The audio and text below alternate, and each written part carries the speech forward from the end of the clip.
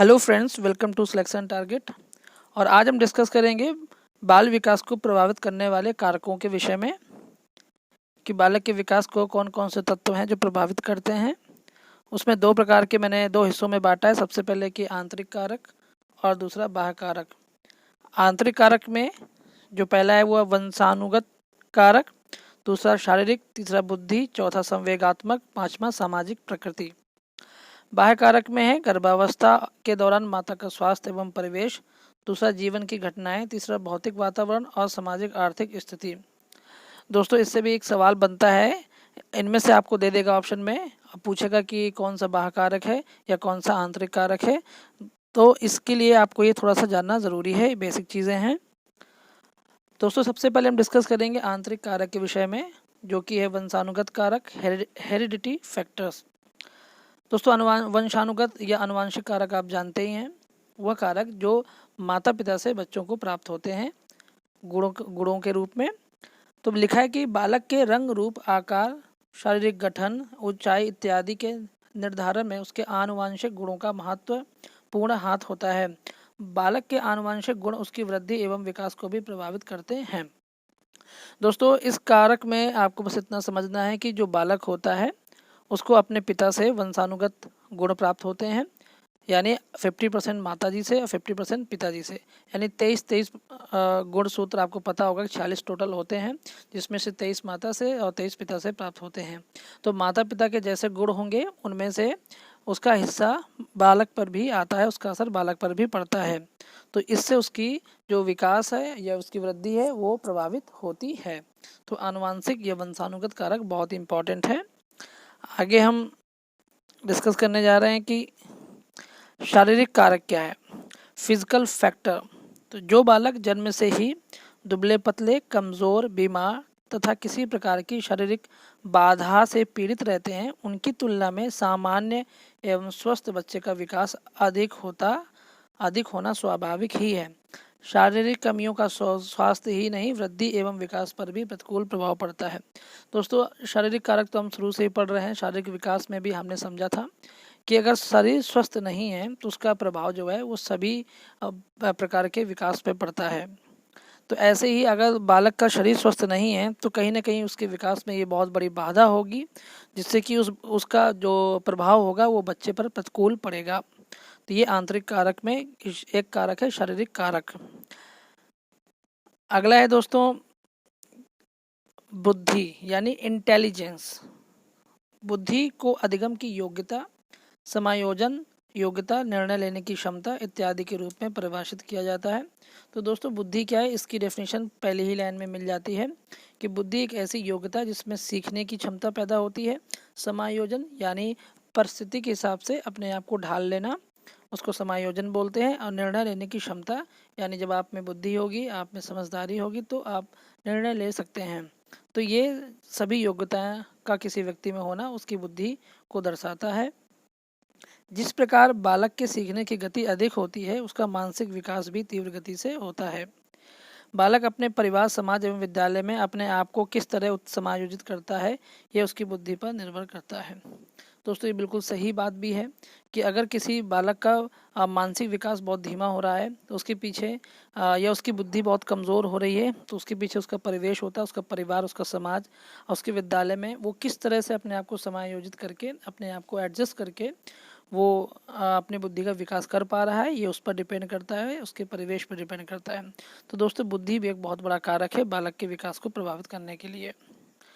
अगला है संवेगात्मक कारक। संवेग शब्द सुनते ही दिमाग में आपके भाव अर्थ आ जाना चाहिए कि संवेग का अर्थ भाव होता है, जिसको इंग्लिश में बोलते हैं इमोशनल फैक्टर्स। बालक में जिस प्रकार के संवेगों का जिस रूप में विकास होगा वह उसके सामाजिक, मानसिक, नैतिक, शारीरिक तथा भाषा संबंधी विकास को पूरी तरह प्रभावित करने की क्षमता रखता है।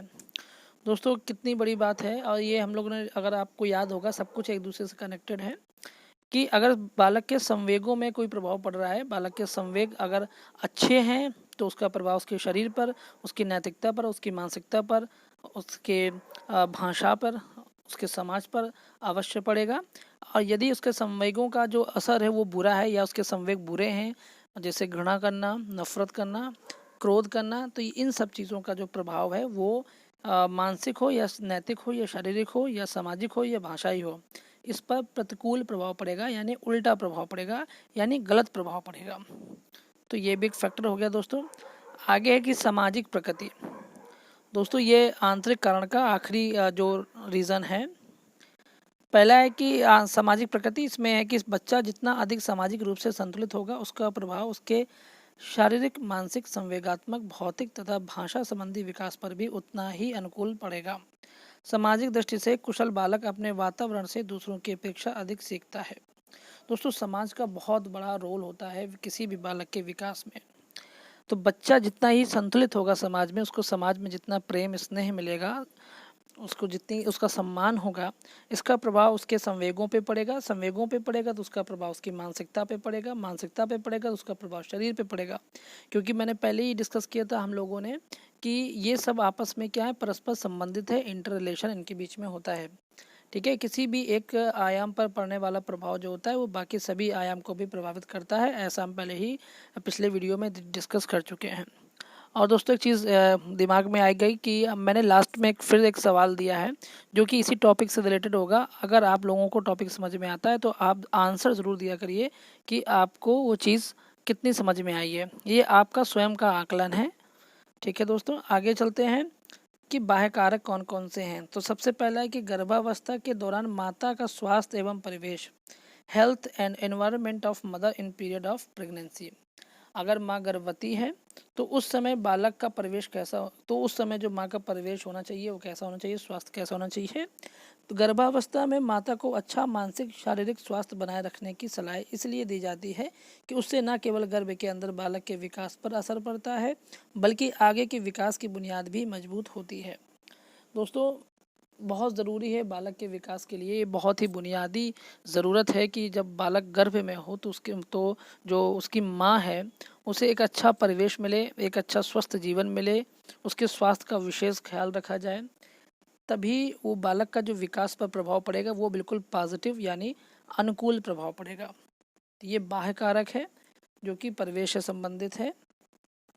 दोस्तों अगला है जीवन की घटनाएं, इवेंट्स ऑफ लाइफ। जीवन की घटनाओं का बालक के जीवन पर प्रभाव पड़ता है। यदि बालक के साथ अच्छा व्यवहार हुआ है तो उसके विकास की गति सही होगी, अन्यथा उसके विकास पर प्रतिकूल प्रभाव पड़ेगा। दोस्तों जीवन की घटनाएं काफ़ी महत्वपूर्ण होती हैं। कभी अगर सही घटना किसी व्यक्ति के साथ हुई है तो वो उसको प्रेरित करती है, अगर गलत घटनाएं उसके साथ हुई तो वो उसको हतोत्साहित करेगी, उसको उसकी मानसिकता को, उसके संवेगों को प्रभावित करेगी, जिसका असर बालक के भावी विकास पर पड़ता है। तो दोस्तों जीवन की घटना का कितना महत्व है आपने यहाँ समझा। ठीक है, और ये बाह्य कारक है। सवाल इसी तरह बनते हैं कि आपको बाह्य कारक के सभी में या कुछ सभी ऑप्शन में से कोई एक ऑप्शन दे देगा, बाकी ऑप्शन अदर दे देगा, तो आपको ये चुनना पड़ेगा कि उनमें से कौन सा बाह्य कारक है, कौन सा आंतरिक कारक है, जिस हिसाब से सवाल आएगा। इसलिए ये बेसिक चीज़ें जानना बहुत ज़रूरी है, क्योंकि मेरा पर्पज़ ये है कि बेसिक लेवल से फिर स्टैंडर्ड लेवल, इसके बाद धीमे धीमे हम लोग जब मनोवैज्ञानिकों के पास पहुँचेंगे तो मनोवैज्ञानिकों के विषय में बढ़िया बढ़िया टॉपिक होंगे और सिद्धांतों को पढ़ेंगे, बहुत आनंद आएगा। आगे डिस्कस करते हैं भौतिक वातावरण जो कि फिजिकल एनवायरनमेंट। बालक का जन्म किस परिवेश में हुआ, वह किस परिवेश में किन लोगों के साथ रह रहा है, इन सब का प्रभाव उसके विकास पर पड़ता है। परिवेश की कमियों, प्रदूषणों, भौतिक सुविधाओं का अभाव आदि कारणों से भी बालक का विकास प्रतिकूल रूप से प्रभावित होता है। जो ये प्रवेश शब्द लिख गया वो परिवेश है, गलत टाइप हो गया है। तो दोस्तों भौतिक वातावरण का प्रभाव बालक के जीवन पर कैसे पड़ता है कि अगर किसी बालक के जीवन में भौतिक चीज़ों की, भौतिक सुविधाओं की कमी है तो कहीं ना कहीं उसका प्रभाव बहुत ज़्यादा उसके जीवन पर पड़ता है, उसके विकास पर पड़ता है। अगर जैसे आप जानते हैं कि कोई गरीब बच्चा है, उसके पास भौतिक संसाधनों की कमी होती है तो उसको कोई भी चीज़ की सफलता या किसी भी परीक्षा में सफल होने के लिए काफ़ी संघर्ष करना पड़ता है, काफ़ी चीज़ों से कंप्रोमाइज़ करना पड़ता है, और तभी जाकर के वो अपने परीक्षा में सफल हो पाता है। वहीं पर जो ऐसे बालक होते हैं जिनको अच्छी सारी सुविधाएं दी जाती हैं, उन्हें भौतिक सुविधाओं की कोई कमी नहीं रहती है, वो आसानी से चीज़ों को समझ सकते हैं और परेशान नहीं होते, क्योंकि उनका दिमाग सिर्फ एक ही जगह पर लगा होता है, वो है अपना एग्ज़ाम। लेकिन गरीब बच्चे को अपने परिस्थितियों को भी मैनेज करना है और अपने एग्ज़ाम को भी, इसलिए भौतिक वातावरण कितना इम्पोर्टेंट हो जाता है किसी भी बालक के विकास को प्रभावित करने के लिए। दोस्तों अगला है कि सामाजिक आर्थिक स्थिति। सबसे ज़रूरी तो यही चीज़ है जिसके विषय में अभी हम बात कर रहे थे, इसको और अच्छे से यहाँ एक्सप्लेन किया जाएगा कि बालक की सामाजिक एवं आर्थिक स्थिति का प्रभाव भी उसके विकास पर पड़ता है। निर्धन परिवार के बच्चे को विकास के अधिक अवसर उपलब्ध नहीं होते। दोस्तों ये भी सही है कि बालक का जो आर्थिक और उसका जो सामाजिक बैकग्राउंड होता है उसका बहुत बड़ा प्रभाव जो प्रतिकूल, बल्कि आप यूँ कहिए कि उसका प्रतिकूल प्रभाव उसके जीवन में या उसके विकास में पड़ता है। अगर उसके पास अधिक संसाधन या अवसर उपलब्ध नहीं है तो उसको बड़ी समस्या होती है अपने विकास को सही गति देने के लिए। जैसे कि अच्छे विद्यालय में पढ़ने एवं सांस्कृतिक कार्यक्रमों में भाग लेने इत्यादि का अवसर गरीब बच्चों को नहीं मिलता, इसके कारण उनका विकास संतुलित नहीं होता। ऐसा इन्होंने क्यों किया? विद्यालय में पढ़ने की तो सही बात है, अगर बच्चा गरीब है तो वो अच्छे हाई फाई स्कूल्स में एडमिशन नहीं ले सकता है, पहली चीज़। दूसरी, सांस्कृतिक कार्यक्रमों में भी भाग नहीं ले पाता क्योंकि उसके पास अच्छी फैंसी ड्रेसेस खरीदने के भी पैसे नहीं होते हैं। तो इसलिए वो उसका मानसिक कहीं ना कहीं उसका इससे उसके संवेग प्रभावित होते हैं, उसको अपने मन में अपने आप से घृणा होती है कि मेरे पास भी ऐसे संसाधन होते तो मैं भी वहाँ पर होता। उसके पास क्षमताओं की कोई कमी नहीं होती, लेकिन कहीं ना कहीं उसकी सामाजिक जो आर्थिक पुअर स्थिति है ये उसको बहुत ज़्यादा उसके विकास को प्रभावित करती है। दोस्तों ये मैंने आपको आंतरिक और बाह्य कारक बहुत अच्छे से डिस्कस कर दिए हैं।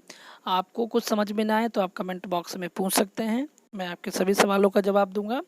दूसरी चीज़, आज सबसे इम्पोर्टेंट कि मैंने फिर एक सवाल नोट किया आप लोगों के लिए इसी टॉपिक से, जो कि मैंने अभी आपसे डिस्कस किया। उसके विषय में है कि निम्नलिखित में से कौन बालक के विकास को प्रभावित करने वाला बाह्य कारक है? तो बाह्य कारक पूछा है मैंने। तो बाह्य कारक में क्या है कि पहला है कि आर्थिक स्थिति, सामाजिक स्थिति और जीवन की स्थिति। इन तीनों में से कौन बाह्य कारक है, या फिर तीनों? ऑप्शन ए एवं बी, दूसरा बी एवं सी, थर्ड नंबर ए एवं सी, और फोर्थ नंबर ये सभी। इनमें से ऑप्शन आपको चुनना है। आप अपना आंसर कमेंट बॉक्स में पोस्ट कीजिएगा, मैं आपको उसमें बताऊंगा कि आपका आंसर सही है या नहीं। दोस्तों ये एक स्वयं का आकलन है, सेल्फ एनालिसिस है। अगर आप अपना आंसर सही कर पाते हैं तो इसका मतलब है कि आपको सवाल अच्छे से समझ में आ गए हैं। दोस्तों अगर आपको वीडियो पसंद आता है तो रिक्वेस्ट है कि आप चैनल को सब्सक्राइब करें, वीडियो को लाइक कमेंट करें और शेयर करें ताकि इसका लाभ और लोग भी ले सकें। मिलते हैं अपने अगले वीडियो के साथ। नमस्कार।